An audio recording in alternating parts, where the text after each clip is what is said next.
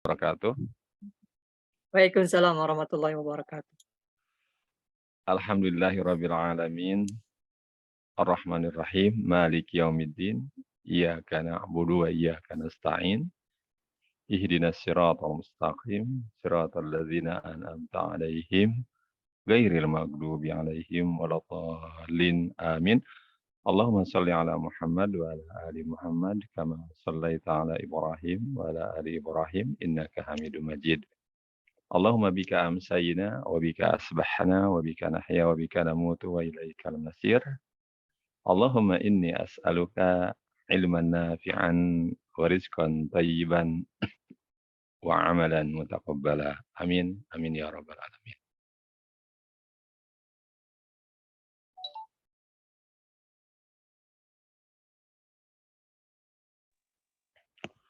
Tayyib.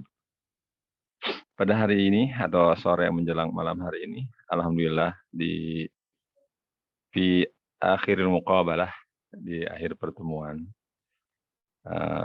pada semester ganjil ini kita akan menutup pertemuan atau semester ganjil ini dengan tema bunga bank. Ini cocok sekali dengan kondisi Pak Muiz yang lagi PDKT dengan Raini.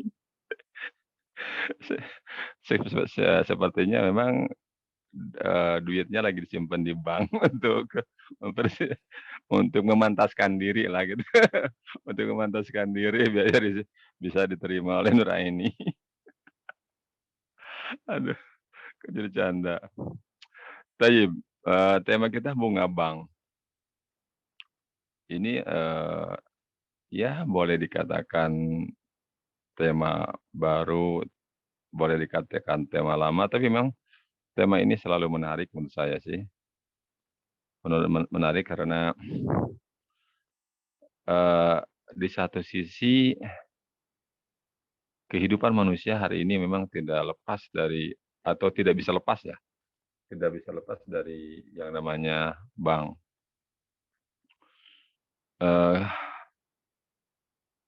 Bahkan hampir seluruh lini kehidupan kita sekarang pakai bank. Dulu bank itu hanya digunakan untuk transfer. Itu misalkan dari sini ke Jawa, dari Jakarta ke Bandung, ke Surabaya, ke Kalimantan, keluar kota lah gitu. Tapi sekarang ini perbankan sudah menjadi alat transaksi yang di segala kehidupan. Misalkan bayaran kuliah sekarang ya. Sekarang mungkin antum sudah tidak pernah lagi bawa uang cash ke kampus. Kemudian juga sama, dosen tidak pernah terima uang. Tidak pernah menerima gajian berupa uang. Kemudian juga orang misalkan membeli rumah, membeli apa, itu sekarang nggak pernah lihat uang. Kita bawa mobil di jalan tol untuk masuk, keluar pintu masuk tol, tidak pakai uang. Sekarang cukup ditempel dan itu tentunya melalui jasa perbankan. Yang paling baru kemarin kita berbicara mengenai jual beli online. Ya ini agak baru nih, jual beli online. Artinya di satu sisi memang jual beli online ini merupakan masail yang baru, fiqih al-haditsah, jadi masalah kontemporer. Di sisi yang lain juga dia tidak terlepas daripada bank, karena semua transaksi itu tentunya melalui perbankan. Jadi pihak marketplace, kita sebutkan saja misalkan Lazada, Blibli, atau OLX atau apapun itu namanya, semuanya itu bekerja sama dengan perbankan, dengan dalam pendanaan hal ini. Nah, dengan demikian, kebutuhan manusia atau hajat manusia terhadap institusi bank ini sangat mungkin tidak bisa terlepas lah untuk hari ini. Dalam segala lini kehidupan menggunakan jasa perbankan. Nah, yang akan menjadi pembicaraan hari ini adalah mengenai bunga atau dalam bahasa lain faidah atau bahasa lain keuntungan atau bahasa lain riba. Nah, sebenarnya, secara institusi bank itu tidak ada masalah, tidak ada hal yang diharamkan atau banknya sendiri maksud saya, bank saya sendiri yang, nanti jadi permasalahan itu adalah, model transaksi. Apakah model transaksi itu atau apa namanya ya, produk-produk ya, produk-produk jasa perbankan itu, dinilai dari sisi, syariat, apakah ada yang melanggar, ada yang tidak. Makanya kalau menghukumi bank, kita bukan menghukumi banknya, karena bank itu ya sebagai sebuah katakanlah benda gitu, dia tidak perlu dihukumi. Tapi yang dihukumi adalah transaksinya. Transaksinya, maka dalam kehidupan kita sehari-hari kita mengenal, 2 perbankan.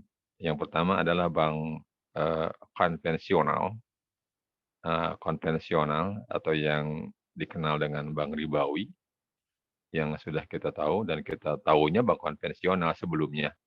Kalau orang-orang yang lahir tahun 70-an, saya yakin, dia tahunya lebih tahu duluan kepada bank konvensional gitu. Mungkin orang-orang yang lahir tahun, 2000 atau 98 karena yang saya ingat, bank muamalat itu kalau nggak salah ya, bank muamalat tahun ya tahun 2000-an barangkali, kalau enggak 98, ya antara itulah, menjelang 2000 yang saya ingat ya. Saya ingat pertama kali ada bank muamalat itu di mana tuh, yang arah ke,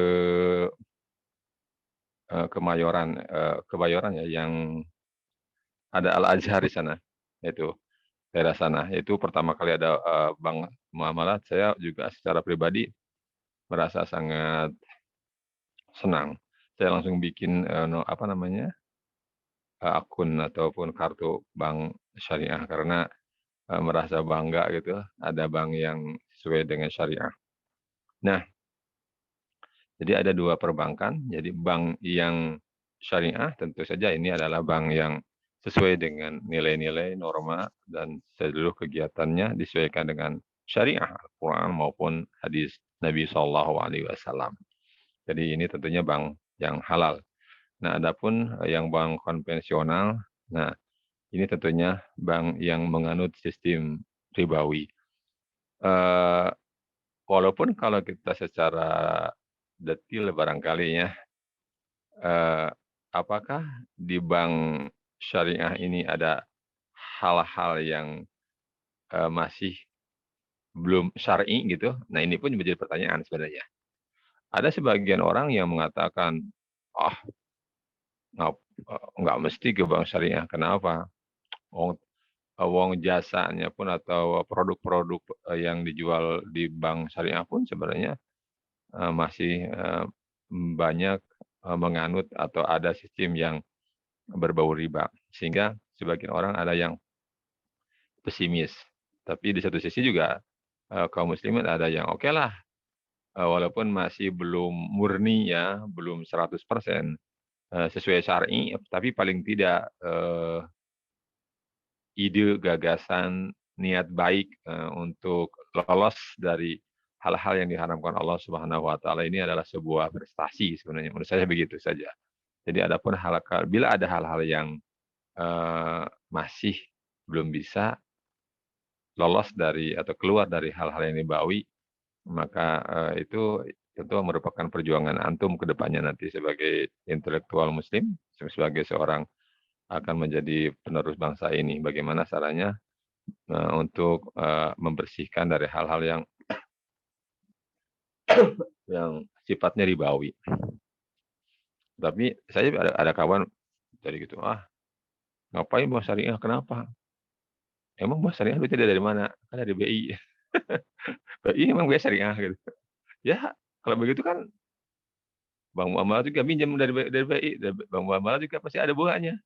Waduh, nah ini beberapa pendapat yang sedikit nyinyir lah gitu. Ya walaupun memang tidak bisa dipungkiri juga memang ada beberapa hal transaksi yang, apa namanya, yang belum murni secara utuh, secara baik, eee, bisa bisa lolos. Tapi ya sekali lagi ala kulli hal, ini merupakan sebuah upaya, sebuah usaha, sebuah, ikhtiar, agar bisa keluar dari sistem yang dilarang oleh Allah Subhanahu wa taala. Thayyib, saya tidak ingin terlalu panjang nanti terlalu menyita waktu untuk saudara-saudara kita. Pemakalan hari ini yang pertama nanti akan presentasi adalah, Ukhti Zahratul Aini, kemudian yang kedua Ukhti Nur Aini. Siapa kira-kira yang akan menjadi moderatornya? Saya Siapa saya? Aini. Aini.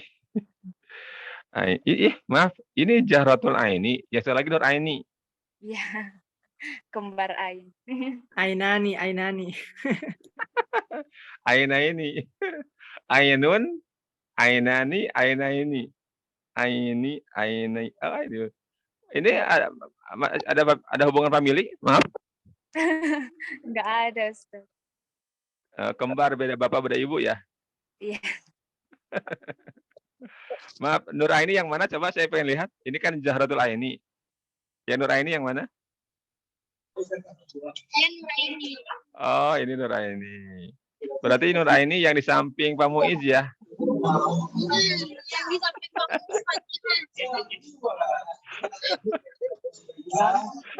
Tapi saya Fatima, Pak. Fatima, Siti Fatima. halo Kak. Alah, itu Fatimah. Digombalin mulu nih. Doanya, Makanya Pak, doanya, Pak. Bismillah. Makanya hati-hati, digombalin terus lama-lama nyaman. Kalau sudah nyaman, Pak Muiz yang menang. Aduh. Amin. Tayyib, untuk memanfaatkan waktu yang ada, kepada Ukhti Zahratul Aini silakan. Saya berikan waktu dan kesempatan. Syukran, Ustaz. Tayyib. Bismillahirrahmanirrahim. Assalamualaikum warahmatullahi wabarakatuh. Waalaikumsalam warahmatullahi wabarakatuh.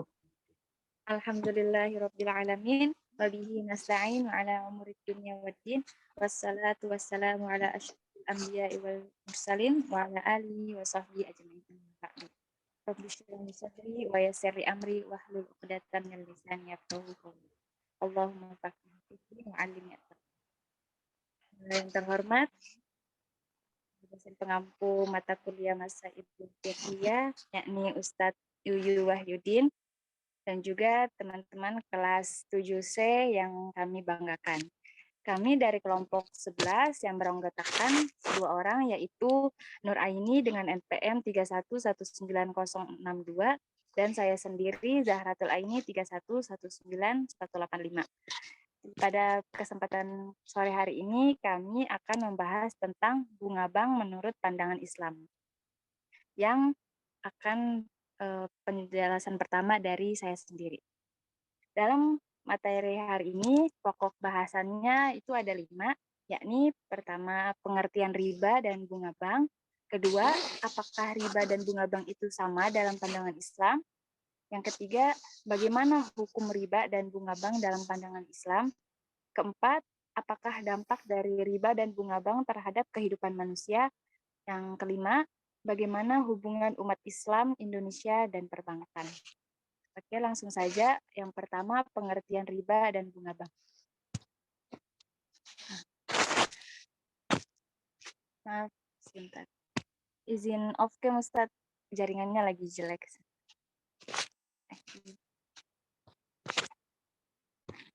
Pertama, yakni riba. Pengertian riba dan bunga bank.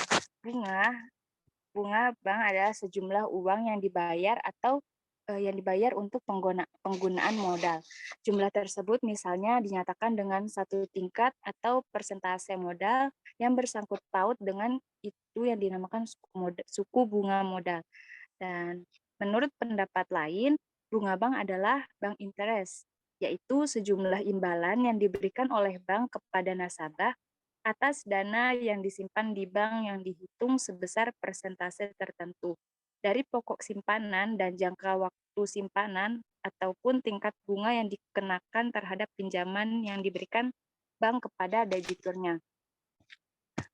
Di referensi lain juga bunga bank itu dalam perbankan ada dua macam, yaitu bunga simpanan dan juga bunga pinjaman. Yang dimaksud dengan bunga simpanan yaitu bunga yang diberikan sebagai balas jasa bagi nasabah yang menyimpan uangnya di bank. Contohnya adalah bunga tabungan dan bunga deposito. Nah, yang kedua, bunga pinjaman, yaitu bunga yang dibebankan kepada nasabah oleh bank khusus untuk nasabah yang memiliki pinjaman di bank. Contohnya adalah bunga kredit. Kedua macam bunga ini merupakan komponen utama faktor biaya dan pendapatan bagi bank konvensional. Baik bunga simpanan maupun bunga pinjaman saling mempengaruhi satu sama lain. Ketika bunga simpanan tinggi, maka secara otomatis bunga pinjaman ikut naik dan demikian pula sebaliknya. Bunga bank termasuk riba, sehingga bunga bank juga diharamkan dalam ajaran Islam. Riba bisa saja terjadi pada pinjaman yang bersifat konsumtif maupun pinjaman yang bersifat produktif. Dan pada hakikatnya riba dalam bunga bank memberatkan pinjaman. Nah, yang kedua yaitu riba. Riba adalah, menurut bahasa, riba itu artinya lebih atau bertambah. Sedangkan menurut istilah atau syara adalah akad yang terjadi dengan penukaran yang tertentu. Tidak diketahui sama atau tidaknya menurut aturan syara atau ajaran syariat atau terlambat menerimanya. Istilah riba pertama kalinya diketahui berdasarkan wahyu yang diturunkan pada masa awal risalah kenabian di Mekah. Kemungkinan besar pada tahun keempat atau awal Hijriah ini berdasarkan pada awal turunnya ayat riba. Para mufassir klasik berpendapat bahwa makna riba di sini adalah pemberian. Berdasarkan interpretasi ini, menurut Azhari dan Ibnu Mansur, riba terdiri dari dua bentuk, yaitu riba yang dilarang dan yang tidak dilarang. Namun dalam kenyataannya, istilah riba hanya dipakai untuk memaknai pembebanan hutang atas nilai pokok yang dipinjam. Sedangkan dalam istilah Al-Jurjani mendefinisikan riba dengan kelebihan atau tambahan pembayaran tanpa ada ganti atau imbalan yang disyaratkan bagi salah seorang dari kedua belah pihak yang membuat akad atau transaksi. Ada beberapa pendapat di atas dari beberapa pendapat di atas dalam menjelaskan riba, namun secara umum terdapat benang merahnya yang menegaskan bahwa riba adalah pengambilan tambahan baik dalam transaksi jual beli maupun pinjam meminjam secara batil atau bertentangan dengan prinsip muamalat dalam Islam. Mengenai hal ini, Allah berfirman dalam Quran Surah An-Nisa ayat 29 yang berbunyi, "Hai orang-orang yang beriman, janganlah kamu memakan harta sesamamu dengan jalan yang batil." Dalam kaitannya dengan ayat tersebut di atas mengenai makna al-batil, Ibnu Al-Arabi Al-Maliki dalam kitabnya Ahkam Al-Quran menjelaskan bahwa pengertian riba secara bahasa adalah tambahan atau ziyadah. Namun yang dimaksud riba dalam ayat Al-Quran yaitu setiap penambahan yang diambil tanpa adanya satu transaksi pengganti atau penyeimbang yang dibenarkan syariah.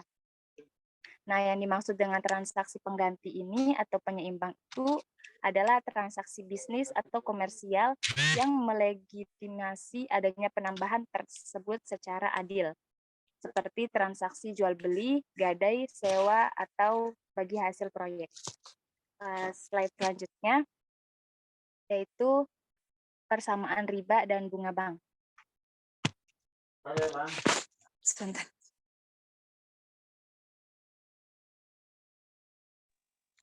Persamaan riba dan bunga bank.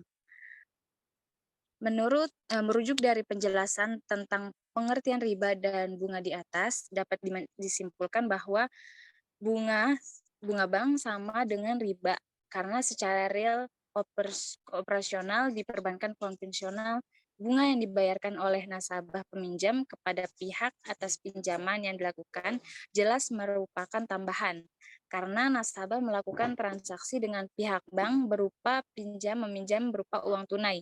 Di dalam Islam yang namanya konsep pinjam-meminjam dikenal dengan namanya qard atau qardul hasan, merupakan pinjaman kebajikan, di mana Allah berfirman yaitu siapakah yang mau memberi pinjaman kepada Allah, pinjaman yang baik, atau menafkahkan hartanya di jalan Allah, maka Allah akan melipat gandakan pembayaran kepadanya dengan lipat ganda yang banyak. Dan Allah menyempitkan dan melapangkan rezeki kepada kamu dikembalikan. Quran Surah Al-Baqarah ayat 245. Pinjaman qard tidak ada tambahan. Jadi seberapa besar yang dipinjam maka kembalikan sebesar itu juga. Namun berbeda apabila akad atau transaksi tersebut mengandung jual beli, sewa maupun bagi hasil. Jadi dalam transaksi simpan pinjam dana, secara konvensional si pemberi pinjaman mengambil tambahan dalam bentuk bunga tanpa adanya suatu penyeimbang yang diterima si peminjam. Hal ini merupakan riba yang telah diharamkan oleh Allah dalam Al-Quran dan hadis sebagai berikut. Allah telah menghalalkan jual beli dan mengharamkan riba dalam Quran Surah Al-Baqarah ayat 275.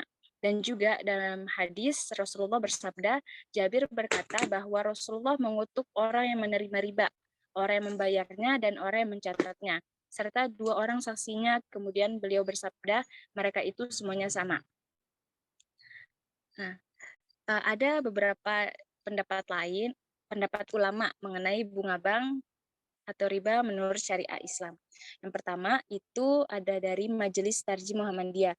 Menurut lembaga ini, hukum tentang bunga bank dan riba dijelaskan sebagai berikut. Yang pertama, riba hukumnya haram dengan nas sahih Al-Quran dan As-Sunnah. Yang kedua, bank dengan sistem riba hukumnya haram dan bank tanpa riba hukumnya halal. Yang ketiga, bunga yang diberikan oleh bank milik negara kepada para nasabahnya atau sebaliknya yang selama ini berlaku termasuk perkara mustabihat, masih samar-samar, belum jelas hukumnya sehingga butuh penelitian lebih lanjut. Nah, pendapat kedua dari Lajnah Bahsul Masail Nadatul Ulama. Menurut lembaga yang berfungsi dalam memberikan fatwa atau atas permasalahan umat ini, hukum bank dengan praktek bunga di dalamnya sama seperti hukum gadai.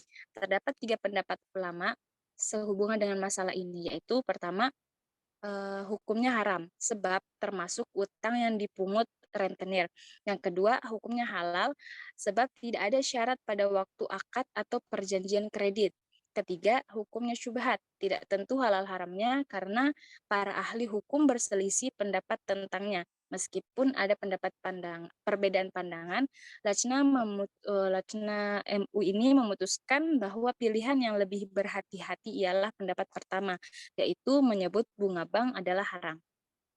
Dan penjelasan selanjutnya tentang hukum bunga bank dalam Islam itu akan dijelaskan oleh Nur Aini. Dipersilahkan. Bismillahirrahmanirrahim. Hukum bunga bank dalam Islam.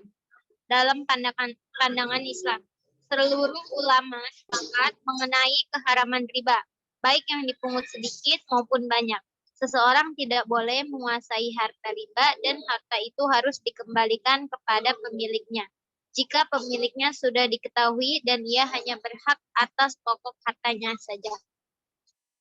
Dalam Quran Surah Al-Baqarah ayat 275 yang berbunyi alladzina yaquluna riba la yaqumuna illa kama yaqumul ladzi yatakhabbatuhu syaitanu minal mas zalika bi annahum qalu innamal bai'u mislur riba wa ahallallahu al-bai'a wa harrama riba faman ja'ahu mau'izatan mirabbihi fantaha falahu ma salaf wa amruhu ilallahi wa man ada faulaika ashabun nar hum fiha khalidun. Artinya orang-orang yang memakan riba tidak dapat berdiri melainkan seperti berdirinya orang yang memasukkan setan karena gila. Yang demikian itu karena mereka berkata bahwa jual beli sama dengan riba, padahal Allah telah menghalalkan jual beli dan mengharamkan riba. Barang siapa mendapat peringatan dari Tuhannya lalu dia berhenti, maka apa yang telah diperolehnya dahulu menjadi miliknya dan urusannya. kepada Allah. Barang siapa mengulangi, maka mereka itu penghuni neraka. Mereka kekal di dalamnya.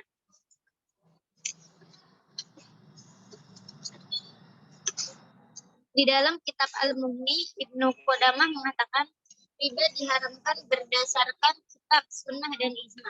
Adapun kitab pengharamannya didasarkan pada firman Allah Subhanahu wa taala, wa harrama al-riba. Dan Allah Subhanahu wa taala telah mengharamkan riba. Al-Baqarah 275. Dan ayat-ayat berikut, sedangkan sunnah telah diriwayatkan dari Nabi sallallahu alaihi wasallam bahwasanya beliau bersabda, jauhilah oleh kalian 7 perkara yang membinasakan. Para sahabatnya bertanya, apa itu ya Rasulullah? Rasulullah SAW menjawab, menyekutukan Allah, sihir, membunuh jiwa yang diharamkan Allah kecuali dengan hak, memakan riba, memakan harta anak yatim, lari dari peperangan, menuduh wanita-wanita mukmin yang baik-baik berbuat zina. Juga didasarkan pada sebuah riwayat bahwa Nabi SAW telah melaknat orang yang memakan riba. Wakil, saksi, dan penulisnya. Hadis riwayat Imam Bukhari dan Muslim. Dalam kitab Khianat at-Talibin disebutkan riba termasuk dosa besar. Termasuk sebesar-besarnya dosa besar min akbar al-kabair. Pasalnya Rasulullah SAW telah melaknat orang yang memakan riba, wakil, saksi, dan penulisnya. Selain itu, Allah SWT dan Rasulnya telah memaklumkan perang terhadap pelaku riba. Di dalam kitab Al-Nihayah dituturkan bahwasanya dosa riba itu lebih besar dibandingkan dosa zina, mencuri, dan minum khamar.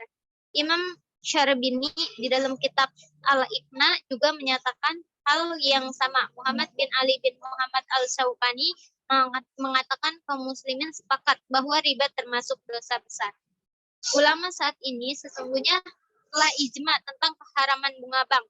Dalam puluhan kali konferensi, muktamar, simposium, dan seminar para ahli ekonomi dalam Islam, Capra menemukan terwujudnya kesepakatan para ulama tentang bunga bank. Artinya tak satu pun para pakar yang ahli ekonomi yang mengatakan bunga syubhat atau boleh. Ijma'nya ulama tentang hukum bunga bank dikemukakan Umer Capra. Semua mereka mengecam dan mengharamkan bunga, baik konsumtif maupun produktif, baik kecil maupun besar, karena bunga telah menimbulkan dampak sangat buruk bagi perekonomian dunia dan berbagai negara. Krisis ekonomi dunia yang menyengsarakan banyak negara yang terjadi sejak tahun 1930 sampai dengan 2000 adalah bukti paling nyata dari dampak sistem bunga. Next, selanjutnya yaitu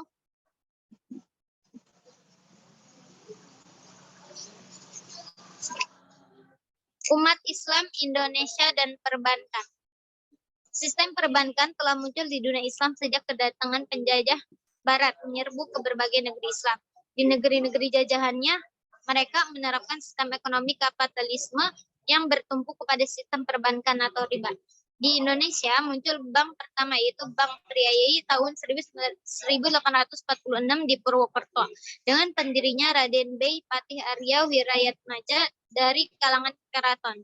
Kemudian secara meluas di berbagai daerah berdiri bank rakyat, Volksbank, antara lain di Garut 1898, Sumatera Barat 1899, dan Manado 1899.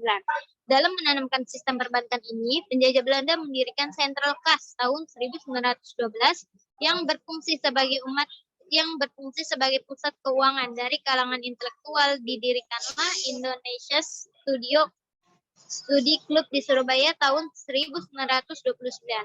Kemudian Belanda dalam menyuburkan sistem riba mendirikan Algemeen Volkskrediet Bank tahun 1934. Pada tahun-tahun pertama setelah terusirnya penjajah Belanda dari Indonesia, didirikanlah Yayasan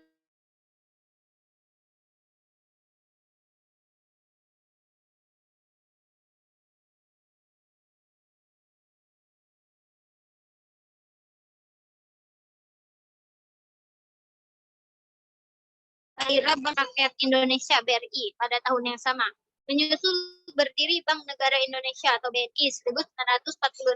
Kemudian jumlah bank semakin bertambah banyak, di antaranya Bank Industri Negara BNI, Bank Bumi Daya BBD, Bank Pembangunan Industri BPI, Bank Dagang Negara, terus Bank Eksim yang dinasionalisasikan pada 30 November 1960. Secara garis besar, dunia perbankan di Indonesia didominasi oleh bank-bank yang menjadi badan usaha milik negara BUMN. Misalnya BNI 1946, BRI, BDN, dan bank-bank milik swasta. Untuk yang pertama, jumlahnya terlalu banyak. Tapi untuk yang kedua, ia terbagi ke dalam 3 kategori, yaitu swasta asli Indonesia, misalnya Bank Susila Bakti, Bank Arta Pusara, Bank Umum Majapahit, swasta merger bank luar, misalnya Lipo Bank, BCA, Bank Suma, dan Bank Luar Tulen, misalnya Kesmatan, Hong Kong Bank, Bank of America. Untuk melihat perkembangan perbankan di Indonesia, saat ini telah dibangun sejumlah 2.652 bank, tidak termasuk BRI dan BRI unit desanya. Menurut standar Amerika ditilik dari jumlah penduduk Indonesia, maka negeri ini masih memerlukan 7.800 bank lagi. Dampak riba dan bunga bank. Next ya. Sistem bunga bank dan riba di Indonesia menyebabkan berbagai masalah seperti di bawah ini. Yang pertama yaitu bagi jiwa manusia. Hal ini akan menimbulkan perasaan egois pada diri sehingga tidak mengenal melainkan diri sendiri. Riba ini menghilangkan jiwa kasih sayang dan rasa kemanusiaan dan sosial, lebih mementingkan diri sendiri pada orang lain. Yang kedua, bagi masyarakat. Dalam kehidupan masyarakat, hal ini akan menimbulkan kasta-kasta yang saling bermusuhan, sehingga membuat keadaan tidak aman dan tentram. Bukannya kasih sayang dan cinta persaudaraan yang timbul, akan tetapi permusuhan dan pertengkaran yang akan tercipta di masyarakat. 3. Bagi roda pergerakan ekonomi, dampak sistem ekonomi ribawi tersebut sangat membahayakan. Sistem ekonomi ribawi telah banyak menimbulkan krisis ekonomi di mana-mana sepanjang sejarah.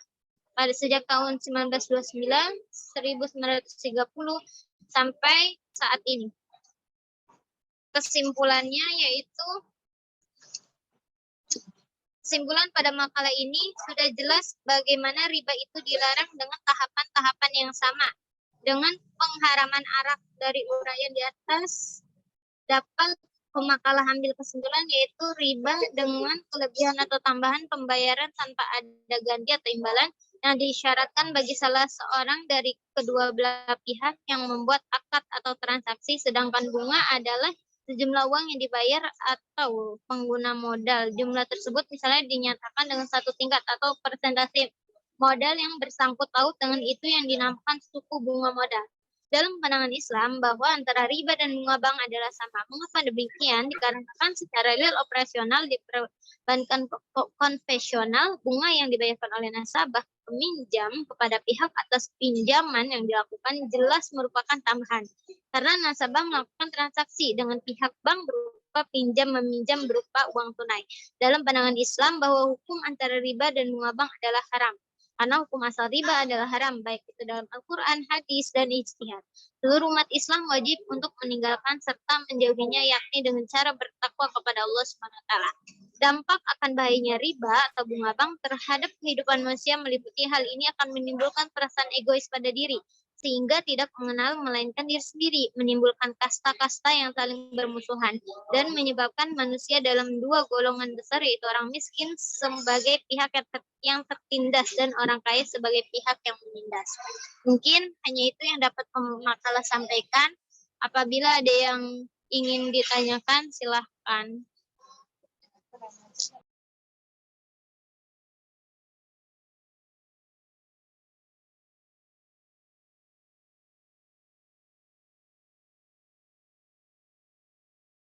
Silakan teman-teman, kiranya ada pertanyaan bisa disampaikan secara langsung.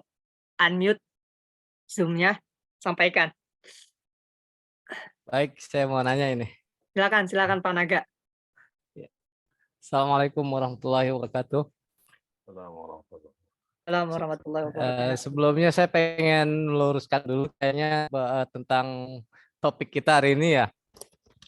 Halo? Kedengaran suaranya ya? Makalah jelas ya?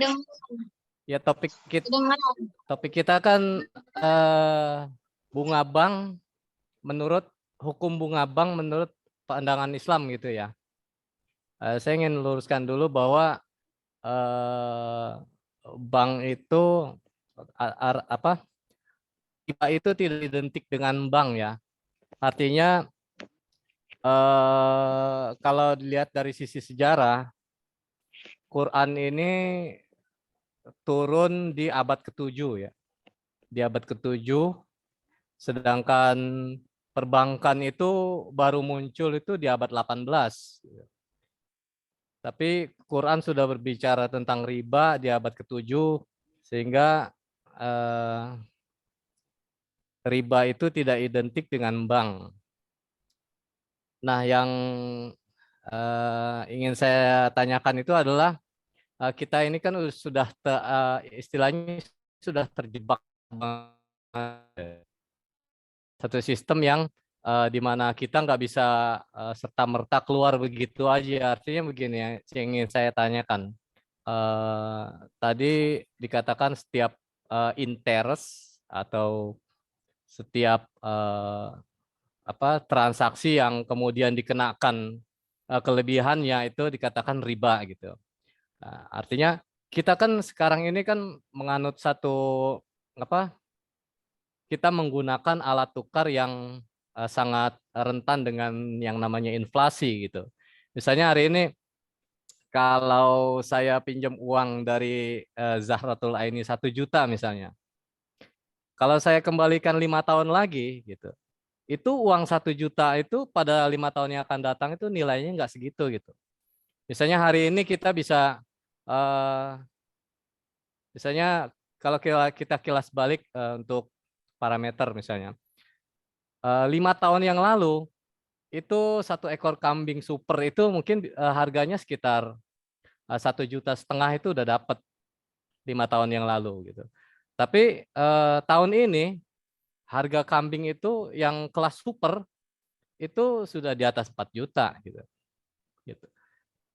Jadi kalau 5 tahun yang lalu 1,5 juta bisa mendapatkan 1 ekor kambing, tapi tahun ini 1,5 juta itu nggak bisa untuk beli 1 ekor kambing. Nah, bagaimana ketika hal itu misalnya saya pinjam uang dengan Aini misalnya uang 1 juta gitu, terus saya kembalikan nanti 5 tahun lagi dengan uang 1 juta juga gitu.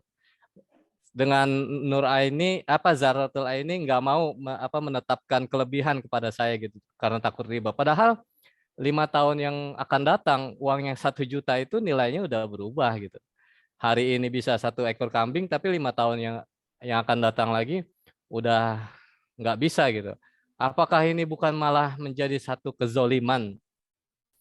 Ya, hari ini saya pinjam uang 1 juta, 5 tahun yang akan datang saya pulangin 1 juta juga gitu. Padahal nilainya udah kalau hari ini bisa beli 1 ekor kambing, 5 tahun lagi udah nggak bisa beli kambing gitu. Nah, bagaimana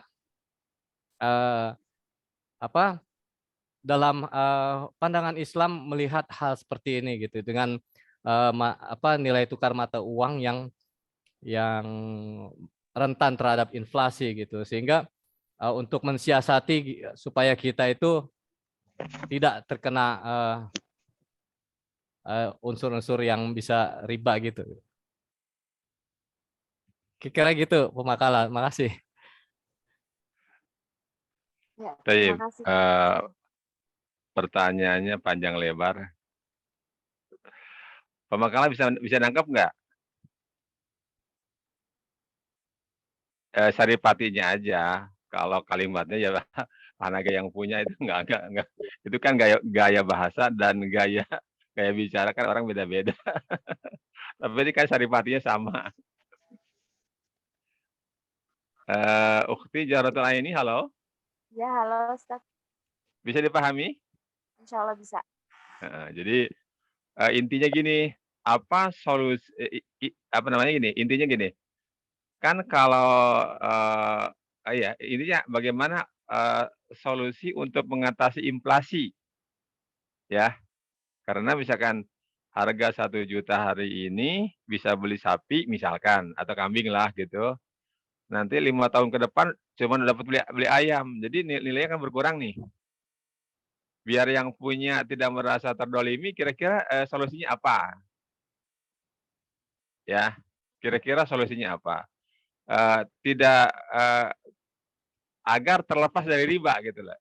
Jadi transaksi memberi pertolongan, memberi pinjaman itu tetap bisa dijalankan. Misalkan saya misalkan Jahratul minjam ke saya 1 juta. Nah, kemudian biar saya nanti di 5 tahun kemudian tidak rugi. Nah, bagaimana kira-kira apa yang bisa ditawarkan oleh Jahratul Aini sebagai apa namanya solusi biar tidak terjebak dengan riba, tetapi tetap bisa bantu gitu loh, gitu ya. Oke, terima kasih Ahnaga. Baik, kemudian yang kedua siapa? Di kolom chat ada pertanyaan itu, Ustaz, untuk pemakalah dari Reza Afifah.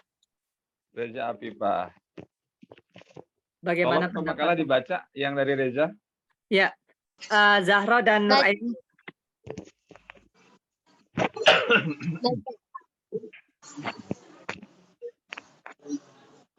Saya bacakan ya. Untuk pertanyaan Reza, bagaimana pendapat pemakalah tentang bank syariah? Apakah termasuk riba? Ya, makasih.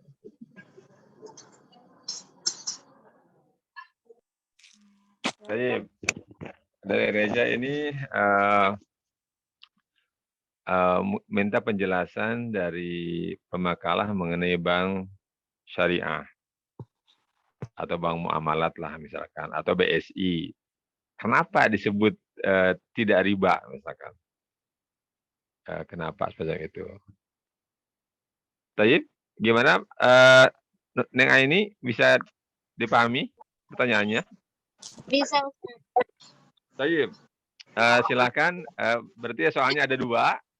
Yang satu buat Neng Jahratul Aini, yang satu lagi buat Nur Aini ya. Ya. Ya, nanti saling menambahkan nggak? Saling menambahkan aja nantinya. Nggak masalah. Ya, sambil menunggu dari jawaban dari pemakalah, saya ingin sedikit ngasih masukan lah, barang tidak, atau apa namanya, masukan dan obrolan untuk pendalaman materi. Begini, tadi yang pertama saya tertarik dengan ucapan Ahnaga. Memang dari awal sudah sebutkan bahwa riba itu tidak identik dengan bank. Saya di awal dalam mukadimah saya sebutkan bahwa pembahasan ini bukan masalah bank. Kalau bank itu hukumnya halal, tidak ada masalah. Ya, yang dipermasalahkan itu transaksinya. Ya, jadi memang tidak identik, tidak sama. Memang dari awal sudah disebutkan begitu. Jadi yang jadi masalah itu adalah model produk yang dikeluarkan oleh bank tersebut. Ketika produknya sesuai syariah, maka dia halal bank itu. Tetapi ketika ada ribanya, maka itu yang tidak boleh. Jadi bukan masalah banknya, tetapi masalah produk yang dijual oleh bank tersebut. Tapi ala kulli hal itu sebuah pemasukan yang cukup bagus dari Ahnaga. Kemudian yang berikutnya terkait dengan pinjaman. Iya memang ya ini juga oke lah. Pinjaman ribawi ini memang dalam perjalanannya ya sangat berbahaya sekali ya, terutama bagi para pengusaha kecil gitu, termasuk juga para pengusaha besar. Karena seorang pengusaha baik yang besar, konglomerat maupun yang menengah ataupun yang kecil kaki 5 gitu, ketika berhubungan dengan bunga bank, ini sebenarnya sangat berat sekali. Saya akan memberikan contoh misalkan ya, dan saya pernah diwanti-wanti ngobrol dengan seorang yang pejabat bank gitu. Ada hal yang memang sangat berat sekali. Begini, bunga bank itu kan dari pihak bank ya sudah pasti. Kalau orang minjam gitu ya. Kalau orang minjam. Kalau orang yang nabung kemudian dapat bunga itu kan cukup aman. Cukup aman dalam artian dia tidak akan dikejar-kejar, diuber-uber oleh pihak bank. Tetapi kalau orang yang minjam kemudian dia tidak bisa bayar bunganya, di sini memang yang banyak terjadi. Ada orang sampai yang menjual rumah yang lagi dipakai dijual. Kenapa? Terlilit bank. Itu tidak bisa bayar. Saya ada tetangga di sana dulu di Jati Bening, rumahnya besar 2 tingkat dan kita juga menganggap bahwa dia orang sukses gitu loh. Pada suatu ketika saya tanya, "Kemana bapak itu?" gitu. "Kemana bapak itu tetangga kita?" "Sudah pergi, Pak." "Ya maklumlah namanya juga pengusaha," kata gitu. "Emang kenapa?" "Itu kelilit bank," katanya. Jadi dia tidak bisa bayar ke bank, hutang. Itu tadi, jadi apalagi kalau orang yang baru mulai mau usaha ya, mau usaha misalnya usaha kecil, mau buka warung atau apapun itu ya, diusahakan deh jangan meminjam uang yang sifatnya ribawi. Sangat, karena memang satu dia termasuk riba ya, termasuk perbuatan dosa yang diharamkan oleh Allah Subhanahu wa taala. Kemudian juga tidak berkah. Tidak berkah. Jadi, mungkin bukannya usaha itu jalan, tapi malah usaha itu nyungsep, rugi gitu, rugi. Makanya kita, bertobat kepada Allah Subhanahu wa taala, misalkan barangkali ada, di antara kita yang pernah kelibat masalah perbankan, ini, sangat merepotkan sekali. Mudah-mudahan kita terhindar dari perbuatan semacam itu. Nah, bayangkan, pihak perbankan itu kan sudah pasti ya, pihak perbankan itu sudah pasti. Misalkan dalam setiap bulannya bayar, kita minjam misalkan katakanlah 50 juta ya, 50 juta untuk modal usaha. Kemudian setiap bulan kita harus bayar, katakanlah 2 juta atau 3 juta. Itu kalau usahanya lancar, mungkin tidak ada masalah. Tapi kalau yang namanya usaha itu kan dagang ya, bisnis itu tidak selalu konsisten pemasukan itu. Dia fluktuatif, bisa naik, bisa turun. Bisa besar, bisa kecil, bahkan bisa nol. Nah, ketika nol, disinilah akan jadi masalah. Disinilah akan terjadi masalah.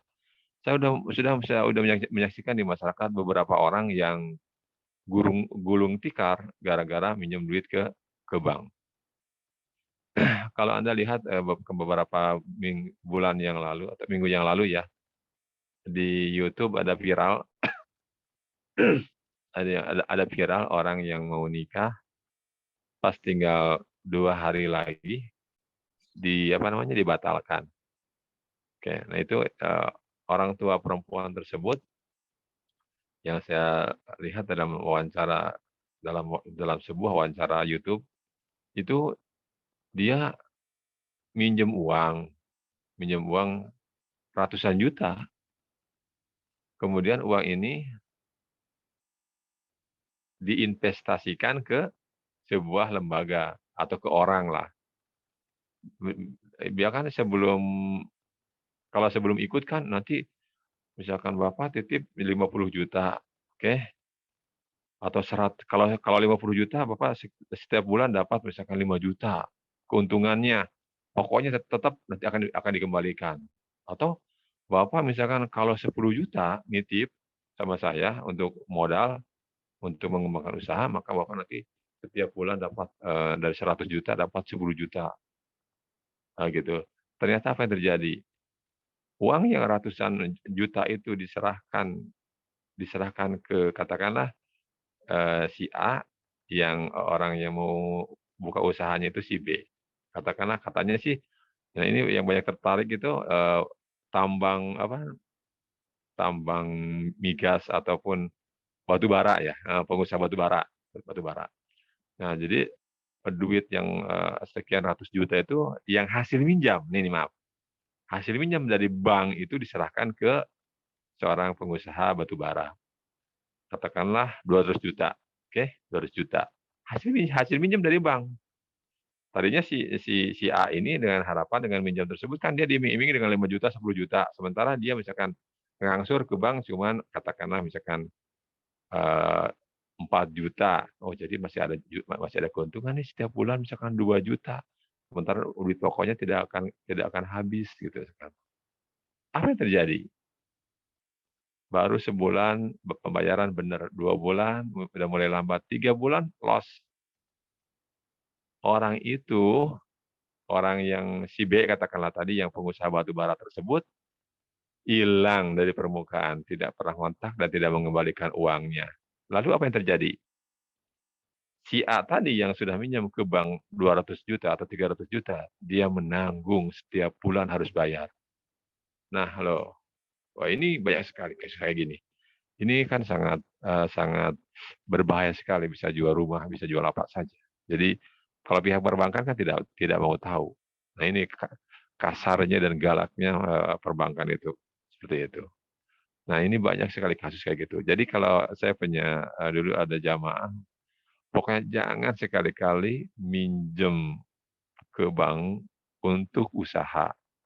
Kenapa? Karena bunganya sudah pasti, sementara keuntungan dari usaha tersebut belum pasti.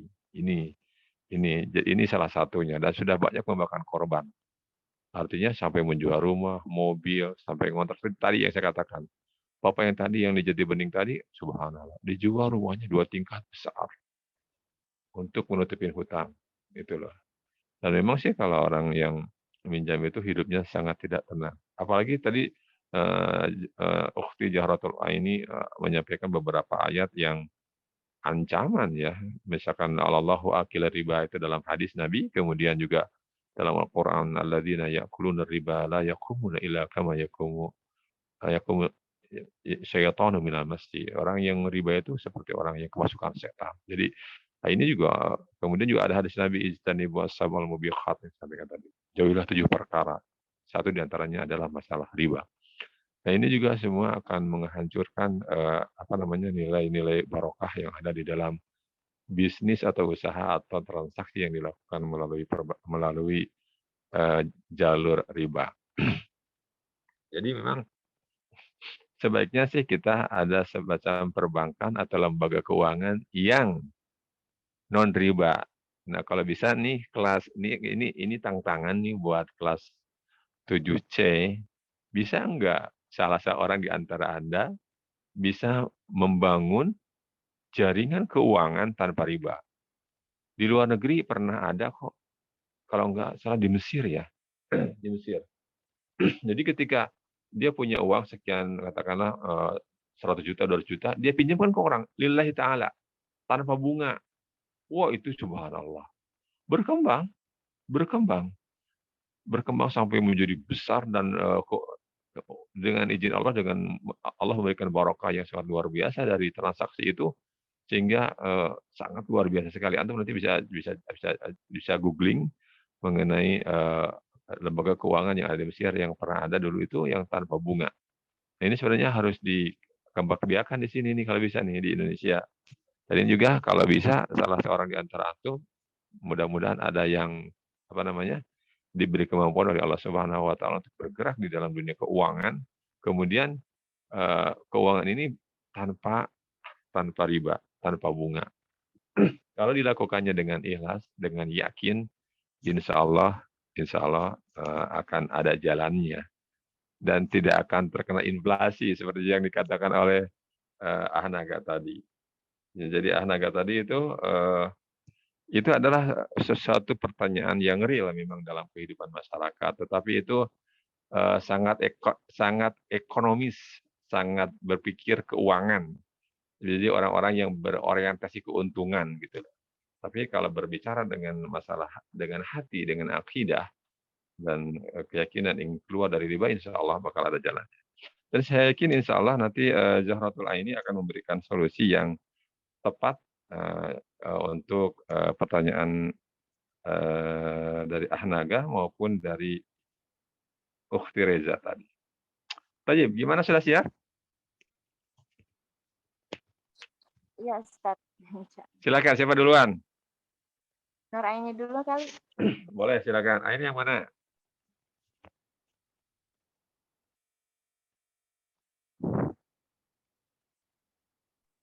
Nur Aini. Oh ya dah, saya dulu. Kan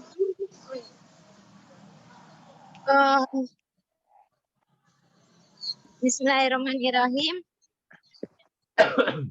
Saya akan menjawab pertanyaan dari Reza Afifatul Jannah, yaitu bagaimana pendapat pemakalah tentang bank syariah? Apakah hukum banknya termasuk riba juga? Menurut saya semua bank itu hukumnya riba. Cuman untuk bank syariah penyebutannya beda. Dalam bank syariah ini penyebutannya yaitu bagi hasil atau nisbah. Dah, mungkin hanya itu yang dapat saya jawab. Ada yang ingin menambahkan atau Pak Muiz ingin nambahin? Berarti menurut pemakalah bank syariah itu haram. Iya, semuanya semua bank itu hukumnya haram, cuman dalam penyebutannya aja yang beda. Oh gitu. Jadi menurut pemakalah bahwa bank syariah itu sebenarnya hanya namanya doang gitu ya? Iya, Pak. Hanya namanya doang. Ada karena pada hakikatnya mereka adalah sama. Nah, gimana nih? Gimana nih? Saya tidak setuju dengan pemakalah. Silakan.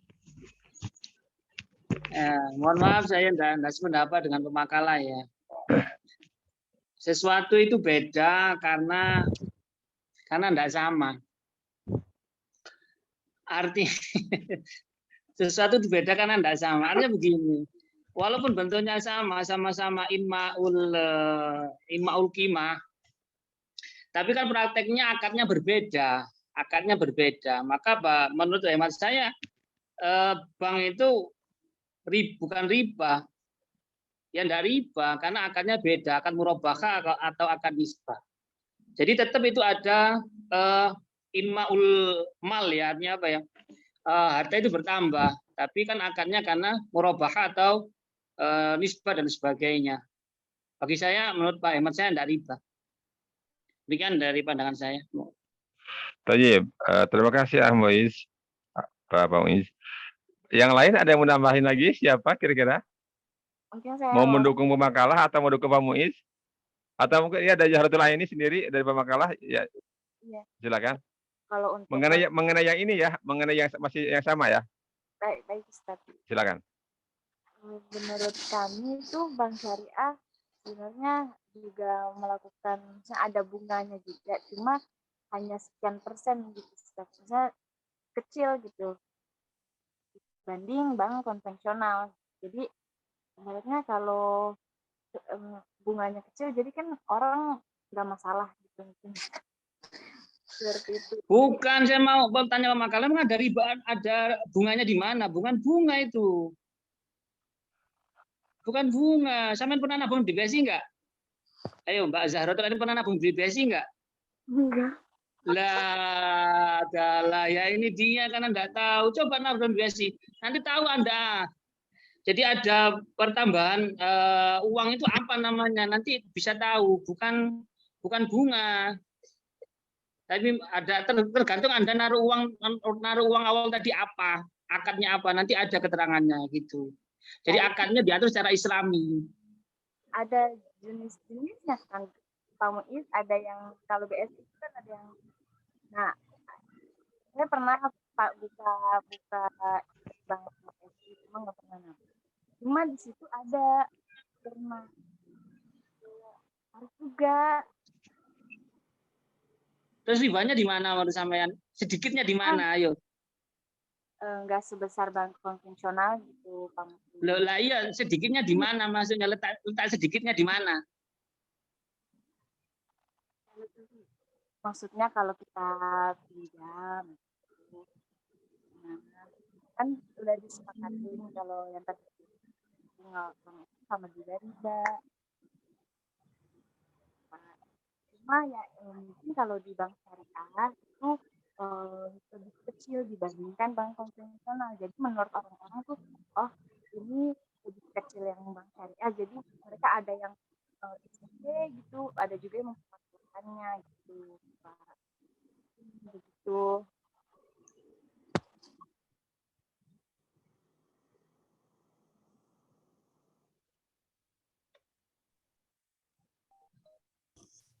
Kalau saya mau dalam hal pro kontra ini, kalau saya pro sama Nur Aini bahwa semua bank di Indonesia itu riba gitu.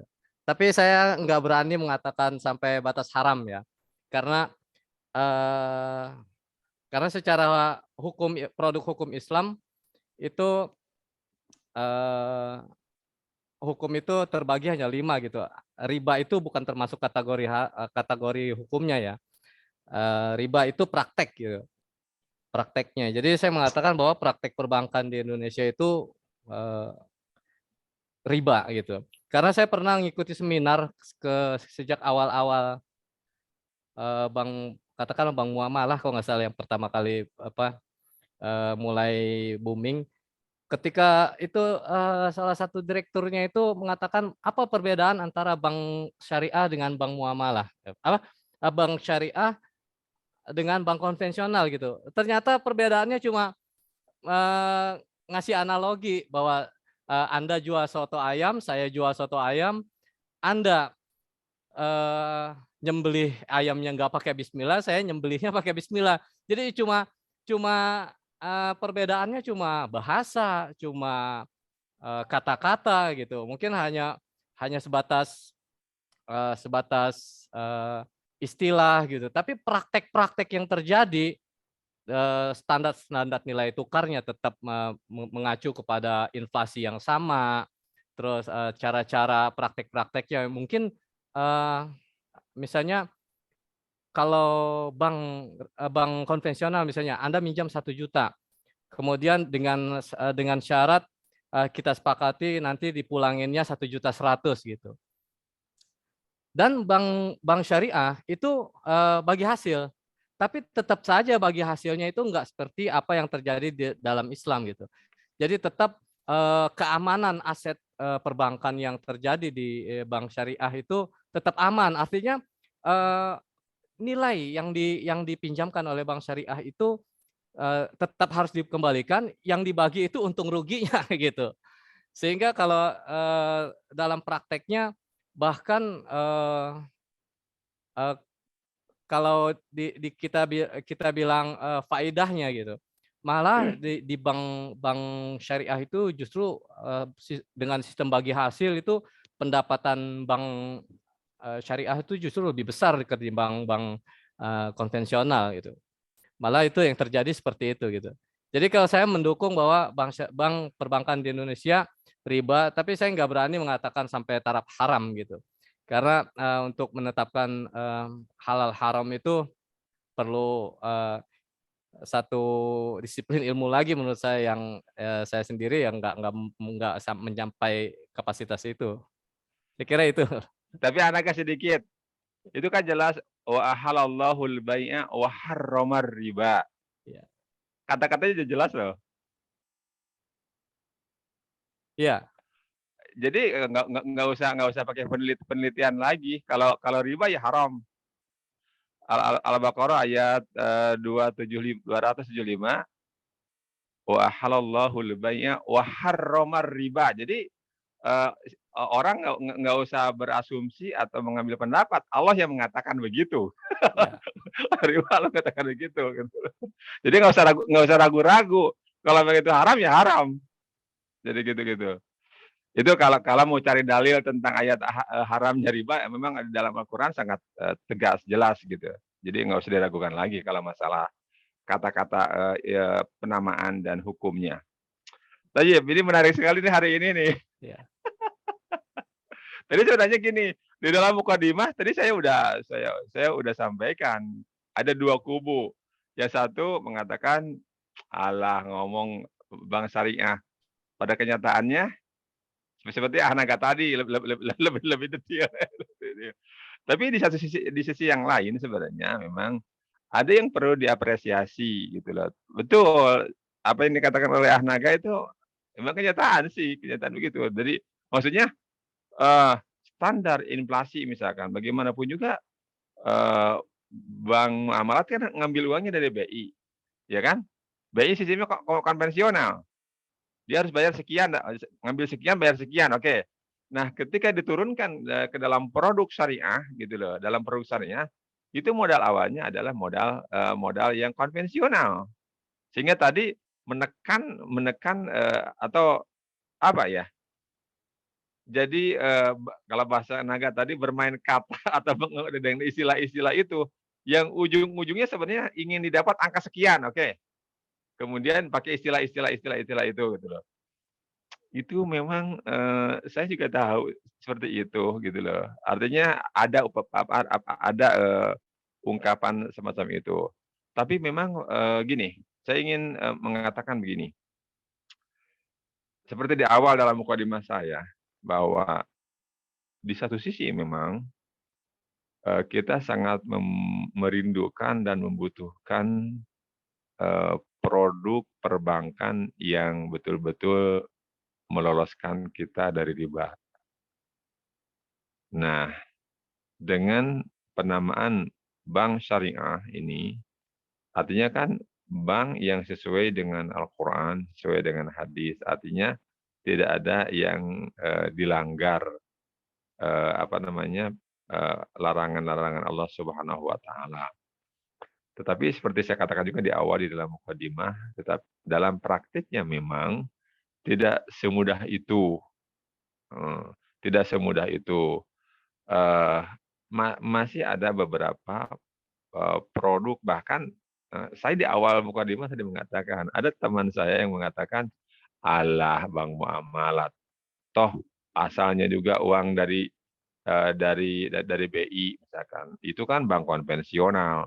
Kemudian dalam transaksinya gini, kemudian bahkan dia mengatakan justru dengan bagi hasil itu kalau kita minjam misalkan malah lebih besar. Sekarang gini misalkan, kalau orang mau beli mobil dengan pinjaman bank muamalat atau dengan BPRS yang syariah, katakanlah mobil 150 juta ya, mobil yang murah katakanlah 150 juta lah, misalkan mobil sekelas Agia atau yang kayak gitu, atau Kaila gitu itu. Nah itu coba belajar ajukan ke bank konvensional dengan ajukan ke BPR syariah atau ke bank muamalat. Itu dengan angka yang sama, saya pernah mencoba dengan angka yang sama antara BPR syariah itu yang satu misalkan dengan 150 juta itu, yang satu bayarnya cuma 2.100.000. Yang syariah itu bayarnya hampir 2,5 juta sampai 3 juta. Jadi selisihnya hampir 500.000 per bulan gitu loh. Nah, di situ memang ada sedikit memberatkan konsumen atau orang yang meminjam gitu dari segi hitung-hitungan gitu loh. Itu dari segi hal-hal yang katakanlah tidak enak atau yang apa ya. Tapi yang saya ingin katakan tadi, di satu sisi memang seperti saya katakan di awal, itu kita mengapresiasi gitu ya, mengapresiasi dengan adanya niat baik untuk mengembangkan perbankan syariah. Saya secara pribadi, saya sangat mendukung dengan adanya program bank syariah ini. Bagaimanapun juga ini adalah sebuah upaya yang barangkali nanti ke depannya diharapkan bisa menjadi perbankan yang betul-betul lolos dari hal-hal yang berbau riba, bau besar maupun kecil. Jadi ini step awal yang bagus kalau menurut saya ya.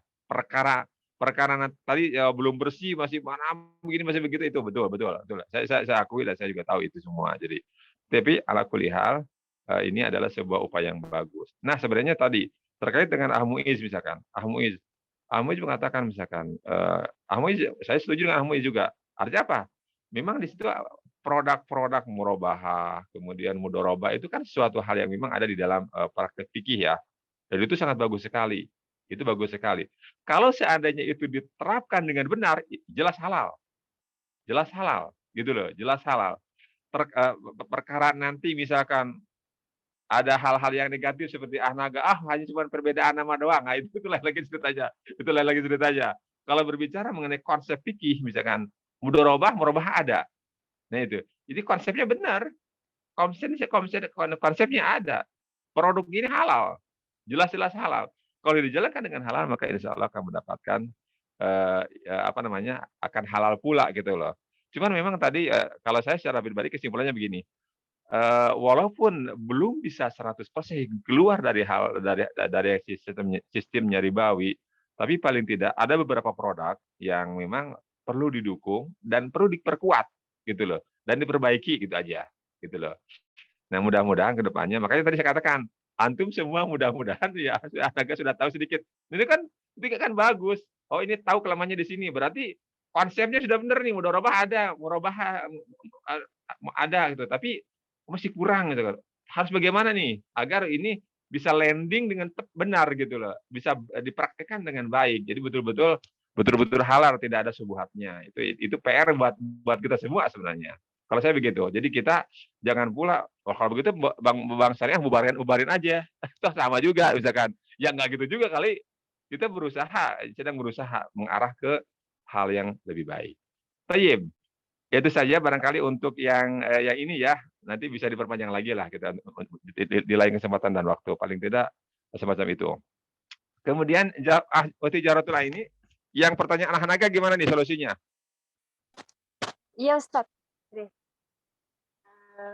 Menurut pemakalah, menurut kami jawabannya itu dalam Islam kan ada akadnya ya kok ya. Jadi tergantung akad bersama, kesepakatan bersama gitu di awal antara peminjam dan pemberi pinjaman gitu. Kalau misalnya di beberapa tahun kemudian ya segitu ya oke, kesepakatan bersama gitu.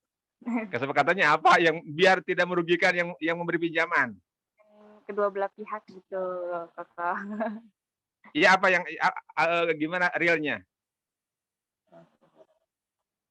Nah, maksudnya Ustaz? Iya kan 1 juta hari ini dengan 5 juta kemudian 1 juta di 5 tahun ke depan kan harganya sudah jatuh. Nah, biar yang minjem itu tidak rugi gimana caranya? Untuk mengurangi inflasi.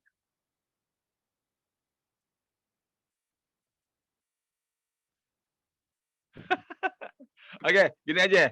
Ini solusi dari saya ya. Itu dari saya, jadi nggak apa-apa. Jadi memang betul kata Ahnaga tadi. Jadi kalau misalkan saya minjem duit, saya minjamkan uang ke Jahratul Aini misalkan hari ini 5 juta, oke, bisa beli bisa beli kambing yang gede gitu.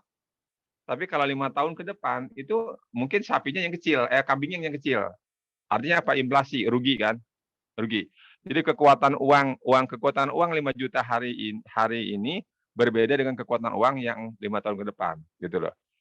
Kalau diangkain beginilah, misalkan minjem 5 juta hari ini, nah kekuatannya kan 5 juta, tetapi 5 tahun kemudian mungkin yang 5 juta itu hanya berharga katakanlah 4.500.000, berarti ada inflasi 500.000, gitu loh. Dan itu kan merugikan buat peminjam. Nah, itu kalau dalam hitungan manusia sebenarnya. Itu manusia. Jadi kalau niat memberikan pinjaman karena Allah, bolehlah inflasi di situ. Tapi Allah akan memberikan rezeki dari tempat yang lain. Yang pertama itu ya. Kalau saya punya pendapat. Oke. Jadi kalaupun saya misalkan minjamkan hari ini 5 juta, dibayar 5 juta 5 tahun ke depan, nggak usah merasa rugi kalaupun inflasi. Saya berharap mudah-mudahan Allah memberikan gantinya dari produk usaha yang lain. Gitu, oke. Betul, dari uang yang dipinjamkan ke Zahratul akan berkurang nilainya. Tetapi mudah-mudahan Allah ganti dengan keberkahan yang lain. Yang pertama. Yang kedua, untuk mengantisipasi ini, mungkin bisa meminjamkannya berupa benda. Katakanlah emas. Oke? Karena emas 50 gram hari ini dengan emas 50 gram hari 5 tahun ke depan akan sama. Maksudnya kekuatan sama. Oke, misalkan sekarang minjem duit katakanlah dengan 10 juta, 10 juta. 10 juta kalau diemaskan misalkan katakanlah harga emas apa namanya 1 juta lah biar gampang ya, emas yang bagus 1 juta misalkan. Berarti kan 10 juta 10 gram ya, 10 gram. Nah, 10 gram. Jadi minjemnya itu 10 gram emas. Kita minjamin 10 gram emas. Kita belikan emas, kemudian kita pinjam. Nah, kemudian nanti kalau dikembalikan 5 tahun ke depan, itu dengan emas yang sama 10 gram. Nah, 10 gram emas di 5 tahun ke depan, harganya tentu akan berbeda. Bisa 15 juta, bisa berapa, terserah harga emas hari itu. Gitu loh. Maka dengan pengembalian emas yang sama, dengan jumlah graman yang sama, maka pihak yang memberikan pinjaman insya Allah tidak akan kena inflasi, tidak akan kena inflasi, dan itu mungkin jauh lebih baik kalau memang ada ketakutan inflasi. Ini boleh menjadi pilihan. Menurut saya sih boleh yang pertama tadi, kita kasih pinjaman nilai ta'ala, Allah Subhanahu wa taala yang akan ganti inflasinya. Yang kedua, barangkali kalau Anda ketakutan, Anda bisa memberikan pinjaman tersebut berupa dengan harga emas, maka nanti diganti juga dengan harga emas yang sama, dengan graman yang sama. Sehingga pihak yang meminjamkan tidak akan merasa rugi, karena harga emas naik, maka uang dia pun akan naik seharga emas itu sendiri. Gitu loh. Sekali lagi, kalau harga emas itu misalkan dulu 10 gram, maka di 5 tahun ke depan harga emasnya tetap 10, jumlah gramanya tetap 10 gram, tapi uangnya mungkin akan meningkat sesuai dengan harga hari itu, sehingga tidak dirugikan. Nah, itu mungkin dua solusi yang bisa dipilih oleh orang yang mau meminjamkan karena Allah Subhanahu wa taala. Tapi barangkali itu saja, mudah-mudahan bisa menjadi masukan buat Ahnaga dalam menjawab pertanyaan yang disampaikan oleh beliau dalam mengatasi inflasi yang dihadapi oleh dalam mengatasi inflasi keuangan. Karena memang dalam kenyataannya seperti itu. Jadi uang itu semakin lama mengalami penurunan harga. Nah, untuk mengatasinya adalah kalau memang takut penurunan harga, maka boleh menggunakan kadar emas, sehingga ketika nanti pada 5 tahun ke depan, maka harganya akan sesuai dengan harga saat itu. Tayyib, mudah-mudahan perkuliahan hari ini bisa menambah wawasan bagi kita semua. Jadi bank syariah adalah bank yang halal dan bank ribawi adalah bank yang haram. Namun demikian, walaupun bagaimanapun juga ada transaksi yang belum baik di bank syariah, itu adalah merupakan PR buat kita semua, terutama bagi Anda semua, calon pemikir, calon pakar yang akan di masa yang akan datang. Tayyib, terima kasih kepada Ukhti Zahratul Aini, kemudian juga kepada Nur Aini yang sudah menyampaikan makalahnya. Kemudian terima kasih juga kepada tadi ada penanya. Yang pertama adalah siapa tadi? Ahnaga, kemudian yang kedua Ahreza, kemudian juga terima kasih kepada Abdul Muiz, terima kasih kepada Salman, terima kasih kepada Meng Ayu, terima kasih kepada semuanya yang sudah mengikuti perkuliahan ini. Mudah-mudahan menambahkan ilmu pengetahuan dan wawasan kita semua. Amin. Waktu maghrib sudah mendekat, barangkali itu saja yang bisa saya sampaikan. Saya akan tutup dengan salam, dan kemudian kepada Ukhti Zahratul Aini silakan untuk di closing sekalian membacakan kafaratul majlis. Dan saya, Assalamualaikum warahmatullahi wabarakatuh. Mohon izin Ustaz. Boleh? Ya, kita juga dari kelas C, makasih buat dedikasinya untuk 1 semester. For the last moment ini, kami juga mohon maaf kalau kiranya banyak kurangnya Ustadz. Ya, atau mungkin ada hal-hal yang kurang pantas. Ya, mohon maaf Ustadz.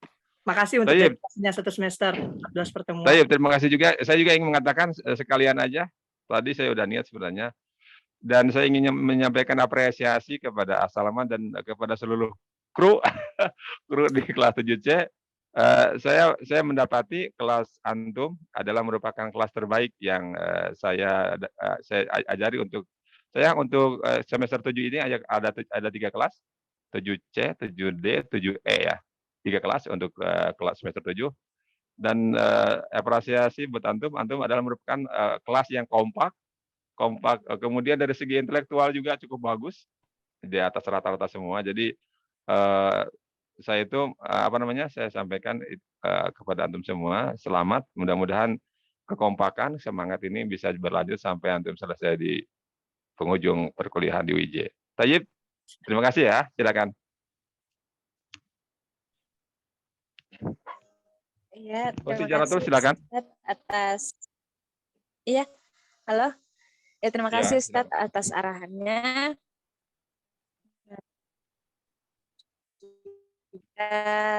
Teman-teman 7C,